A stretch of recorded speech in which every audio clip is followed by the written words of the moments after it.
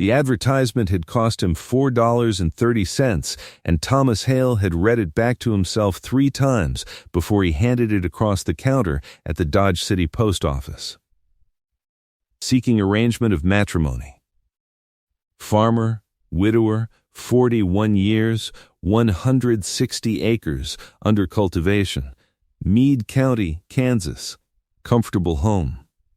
Steady income.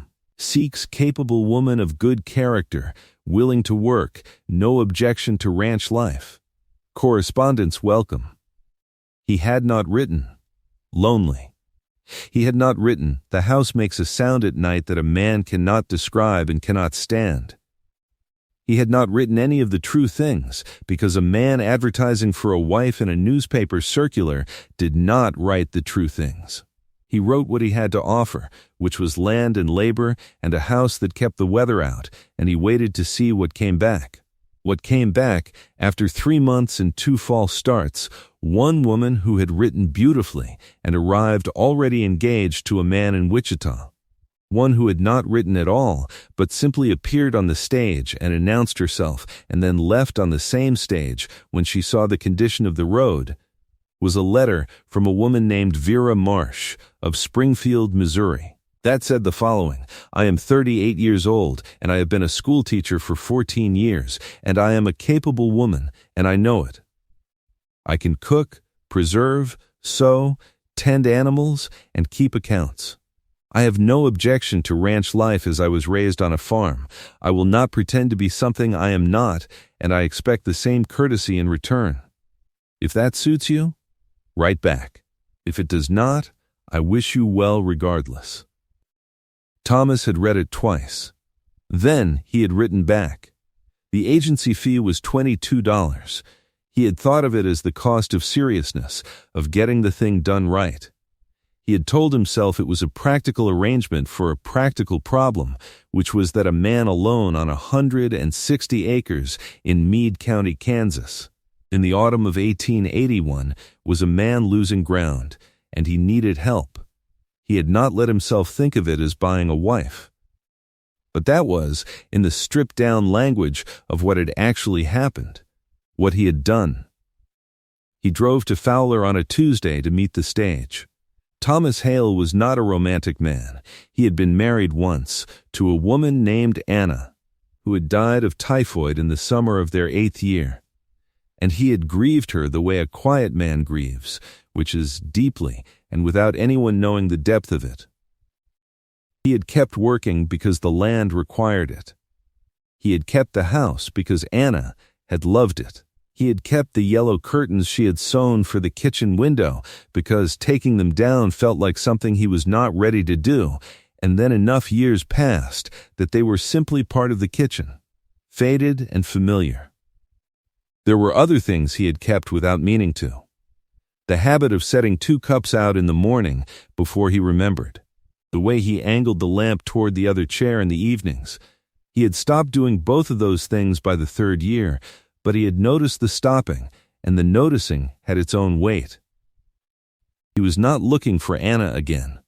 He understood that was not a thing a man found twice, and he had the kind of self-knowledge that kept him from pretending otherwise. What he missed was not the particular person, exactly, or not only that. He missed having someone to tell things to. Small things. The way the Milo came up stronger on the south slope than it ever had. The behavior of a particular crow that had taken up residence in the cottonwood by the stock tank and seemed to have opinions about the daily routine. He missed the shape of a day that included another person who noticed the same world he noticed and cared about what happened in it. That was not something a man wrote in an advertisement. That was not something a man said at all. What he was looking for, he had told himself over the 3 months of correspondence, was a capable partner. A woman who understood work and did not expect poetry. Someone who could manage the household while he managed the land, who would be honest with him and expect honesty in return, and with whom he could build a life that was decent if not extraordinary. He had written to Vera Marsh 7 times. She had written back 7 times. Her letters were direct and specific. She described what she could do and what she could not. She asked questions he had not expected about the condition of the root cellar, whether the kitchen stove drew well, what the nearest school was, and how far. That last question had puzzled him at first. He had no children. He did not ask her why she wanted to know about the school. He had filed it away, one of the details that did not yet have a place in the picture he was building. He had a fair sense of her from the letters, steady, unsentimental, practical, honest. He did not have an image of her. He had not asked for one, and she had not offered. He told himself that was fine. He was not a man who placed high value on appearances, which was mostly true, and not entirely. He was at the Fowler stage stop 20 minutes early. He stood beside the wagon with his hat in his hands and watched the road, and he thought about the advertisement and the $22 and the idea that a man could arrange his way out of loneliness if he was practical enough about it. He was not sure he believed that anymore. But the stage was coming. She was the last one off. There were 4 passengers on that stage. A traveling merchant and his wife, a young man with the sunburned neck of someone who had been indoors a long time and was now not, and Vera Marsh. She was not what he had built in his mind, and she was not less than it. She was a woman of middle height, with brown hair going to gray at the temples, dressed in a good wool traveling dress the color of a winter sky, carrying a canvas bag in one hand and a flat wooden case in the other. She looked at him the way a woman looks at a man she has been corresponding with for 3 months, which is with a great deal of information and a great deal still to be learned. "Mr. Hale," she said. "Miss Marsh," he said. They shook hands. Her grip was firm and brief. She looked at the wagon, at the team of grays he had hitched that morning and curried until they were presentable, and she said, "Good horses." "They are," he said. "Gertrude pulls better than she looks, and Henry minds in the traces. Once you know that, they're easy." She nodded and went around to the wagon step without waiting for him to help her up. She set her case on the floorboard and her bag behind the seat and settled herself with the economy of someone accustomed to managing her own luggage. He climbed up the other side. He picked up the reins. They were 3 miles out of Fowler before either of them spoke. "The root cellar," she said, looking at the flat line of the horizon. "You wrote that it was sound. I want to know what sound means to you. Some men mean it hasn't fallen in. Some men mean it's actually dry." "Dry," he said. "I rechinked it 2 years ago and banked the door last fall. Nothing's gone soft in it since." She nodded, as if entering this in a ledger. "The stove," she said. "Acme, draws fine on the left side, runs a little cool on the right rear burner. I've learned to work around it. That can be adjusted," she said. "It's usually the damper." He glanced at her. She was still looking at the horizon. "How far is the school?" she said. 4 miles, he said, in Mead Center. "Why do you keep asking about the school?" She turned and looked at him with the level expression he had come to expect from her letters. "Because I am a teacher," she said. "And I intend to keep teaching." He looked at the road ahead. Henry flicked an ear at a grasshopper and settled back into his pace. "We didn't discuss that," Thomas said. "No," Vera said. "We did not. I should have put it in the letters, and I did not, which was my error, and I am telling you now." He was quiet for a mile. The wagon creaked on its springs, the dry grass moving in the wind on either side of the road. The smell of late autumn Kansas coming in flat and clean. "A married woman can't hold a teaching position," he said. It was not an objection. It was a fact. "In most places," Vera said. "In Mead Center they are short enough of teachers that they have accommodated exceptions before." She paused. "I looked into it before I came." He turned that over. "You planned to teach," he said, "before you knew if I'd agree." "Yes," she said. I plan to propose it and hear your answer and make my decision accordingly." She was looking at the horizon again. "I am telling you this because you wrote that you expected honesty, and I am being honest. This is what I am. I have been a teacher for 14 years. I did not stop being one when I answered your advertisement."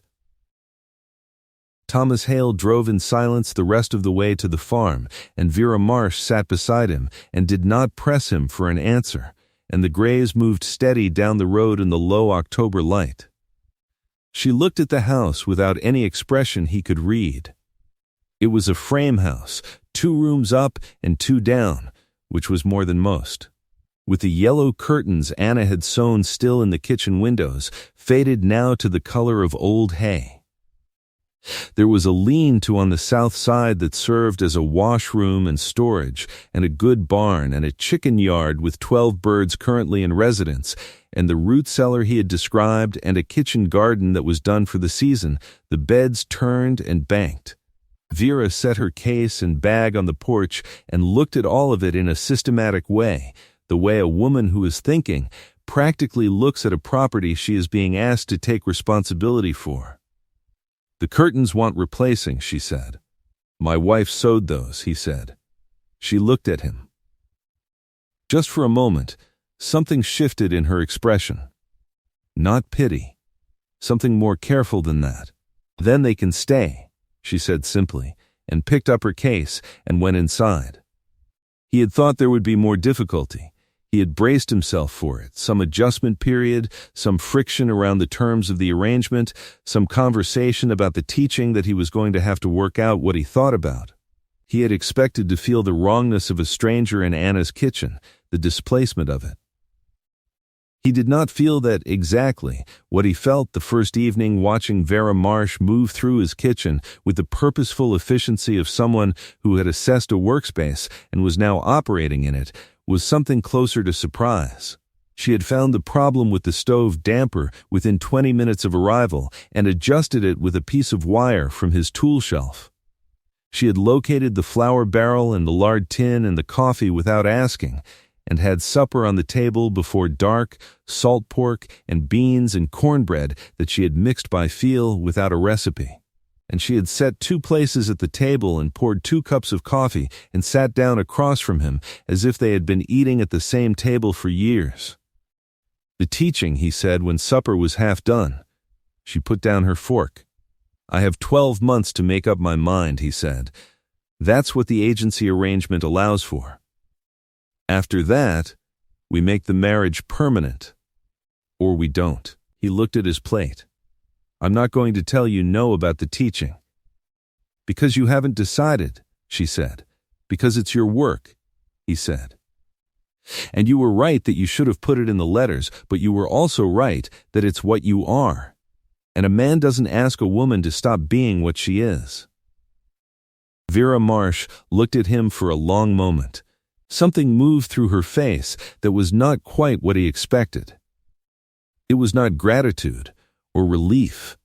It was more like recognition, the expression of a person who has been waiting to see what a man is made of and has just gotten their first clear answer. "My mother taught school," she said. 22 years, until her hands got too bad. She used to say that a teacher doesn't stop when the bell rings. She carries her students home with her. She picked up her fork again. "I carry mine too." "I don't doubt it," Thomas said. They finished supper. He washed the dishes. He had always done it himself, and he did it now, and she dried, and neither of them said much. And the kitchen was warm from the stove, and the yellow curtains were dark now in the window against the night. She started at the Mead Center School in November, the Monday after the county superintendent rode out to speak with them both and assess the situation and ultimately decide that a capable teacher in hand was worth the accommodation. She drove herself in the small buggy Thomas kept for light trips, 4 miles there and 4 miles back, and she was home before dark, and there was supper started before he came in from the barn. He had not asked her to start supper. She had simply done it. He had not said anything about it, and she, had not said anything about it, and that was how it went. The town had its own accounting of the situation. He heard it in the particular way that men convey information to each other without stating it directly. A pause at the feed store counter. A comment from his neighbor Briggs that landed sideways. Briggs had said, watering his horse at the same trough one afternoon, that it was a peculiar sort of arrangement, a wife that kept school hours. Thomas had said that his farm ran to his satisfaction and left it there. Briggs had not pressed, but the pause before he moved off said enough. Thomas did not care about Briggs. He cared about something he could not quite locate and examine directly. The 12 months had been his idea, or the agency's idea that he had agreed to, a practical hedge against a practical risk. A year to see if the arrangement worked before it became permanent. He had thought of it as sensible. He still thought of it as sensible. But as November became December and the farm fell into a rhythm that included Vera Marsh moving through it with the ease of someone who had always been there, he found himself returning to a question he did not have a clean answer for. He did not know if she was staying because the arrangement suited her or because she had chosen to stay, and he did not know how to ask, because asking would require him to say why it mattered, and saying why it mattered would require him to name something he had been carefully not naming. He began to watch her the way a man watches something he is trying to understand. She was not Anna. He had known that before she arrived, and he knew it better now, and it was not a failing. Anna had been gentle in a way that Vera was not, soft-spoken, inclined toward the interior life of a house in a way that Vera was not quite. Vera was interested in things. She came home from the school with stories, not gossip, but the particular observations of a woman who spent her days watching how people learned and thought it was the most interesting thing going. She noticed things outdoors, too.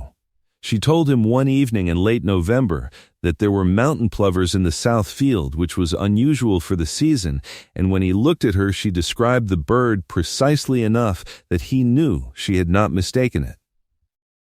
"You know birds," he said. "I know what I look at," she said. "I've always looked at birds." He went out the next morning before first light and stood in the south field in the cold and watched, and the plovers were there, 7 of them, moving through the stubble with the quick mechanical walk of shorebirds on dry ground. He stood there until the light came up gold and the birds moved off, and he thought, "She told me something true." And it was true. He did not know why that mattered as much as it did. It simply did. December was hard that year, the cold coming early and staying.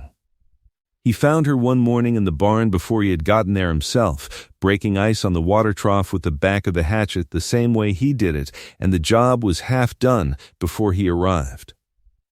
She looked up when he came in, but did not stop. "You don't have to do the barn," he said. "I know," she said. "I was up, and the animals needed water." He took the hatchet from her and finished the job, and she went to the feed bins and began measuring out the morning grain without being asked, and they worked through the barn chores together in the cold without talking, their breath making small clouds in the gray air.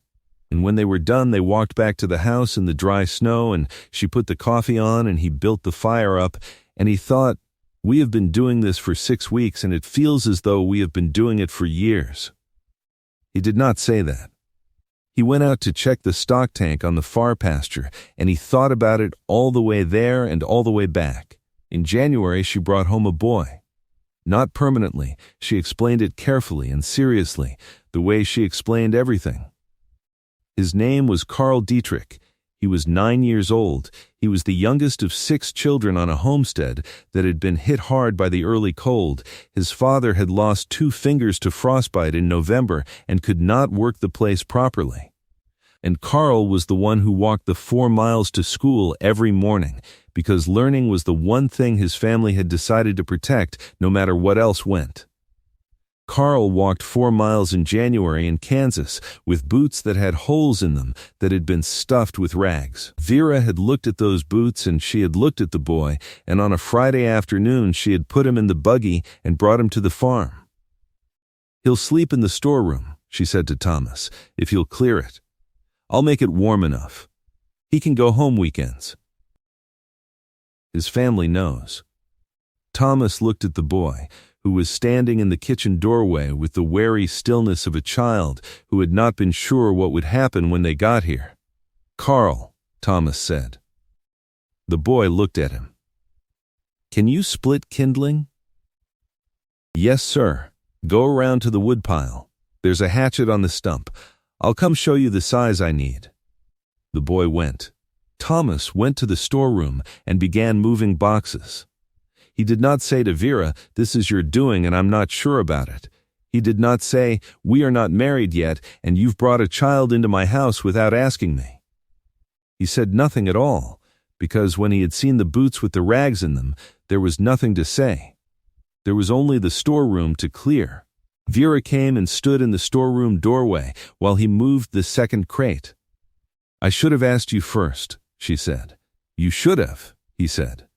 He shifted the crate to the wall. "But I'd have said yes." She was quiet for a moment. "How do you know?" she said. He turned and looked at her, standing in the doorway with the kitchen lamp behind her, making her gray-streaked hair look almost bright. "Because you looked at that boy's boots," he said, "and brought him here. And a woman who does that knows whether the man she's living with would say yes." He picked up the next crate. "You knew." She was still for a long moment.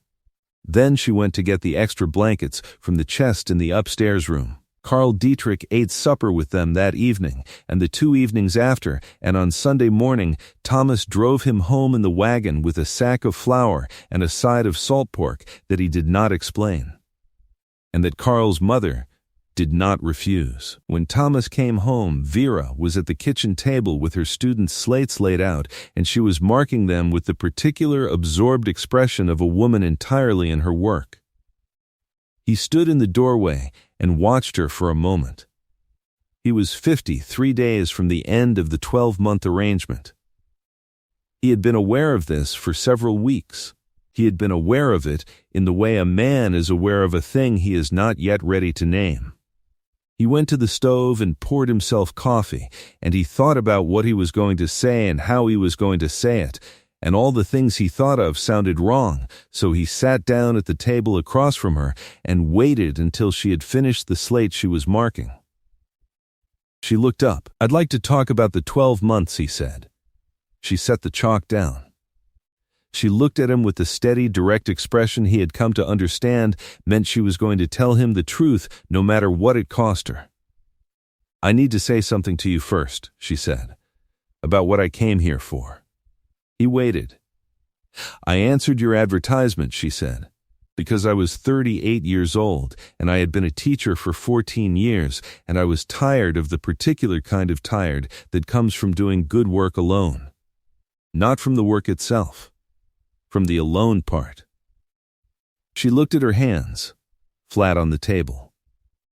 "I thought I was coming here to be a wife, to fill a role that needed filling on a working farm. To be practical about it, the way your letters were practical." She raised her eyes to his. "And then I got here, and you told me I could keep teaching. And you cleared the storeroom for Carl without making me beg.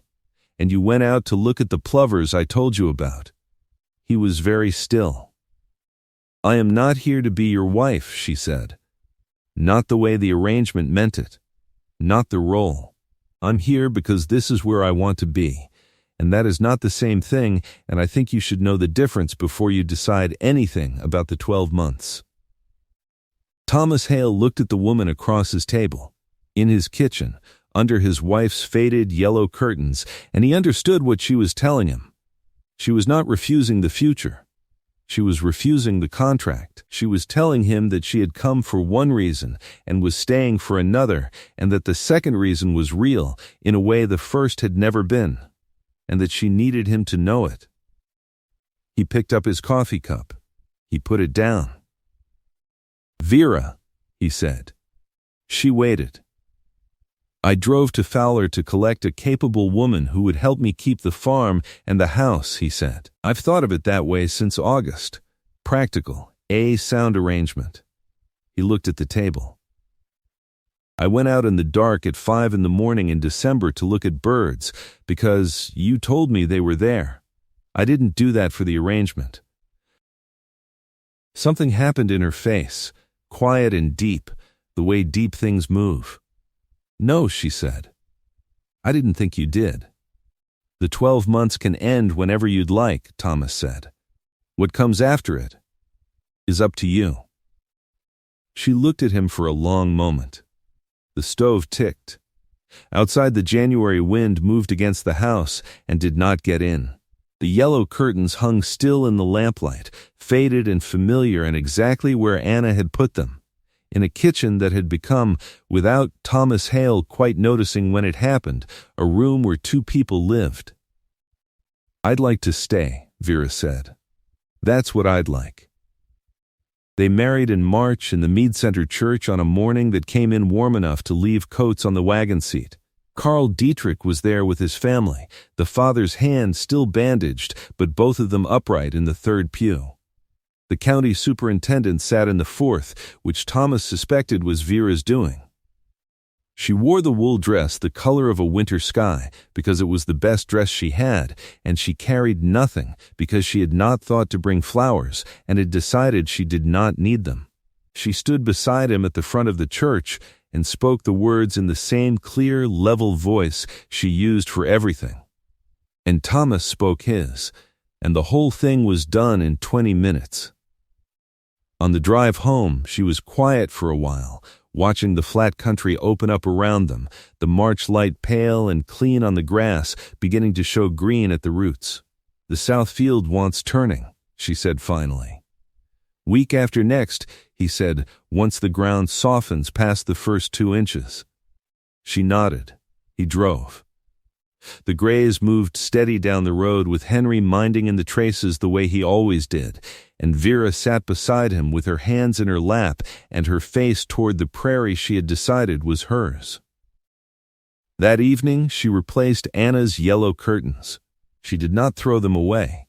She folded them carefully and set them in the cedar chest in the upstairs room, in the place where Thomas would know to find them. Then she put up the curtains she had brought from Missouri, cream-colored cotton with a narrow border that she had hemmed herself in the evenings before she came, not knowing if she would ever use them. Bringing them anyway, she stood back and looked at them in the lamplight. Thomas came to stand beside her. He looked at the curtains. He looked at her. Better, she said. He thought about Anna and the yellow curtains in 8 years and the grief he had carried quietly for a long time. He thought about the south field and the plovers that would come again in the fall if they were lucky. He thought about Carl Dietrich's boots with the rags in them and a woman who had put the boy in the buggy without stopping to ask permission and known that the man she was coming home to would say yes. He thought about all of it, and then he stopped thinking about it, because Vera was standing in the lamplight in the kitchen of the house that had become both of theirs. And that was enough. It was more than enough. Better, he said. She left the lamp burning that night longer than usual, the light in the window visible from the barn when he went to do the last check on the stock, a small bright square in the dark. He stood outside the barn door for a moment in the cold and looked at it, and then he went inside.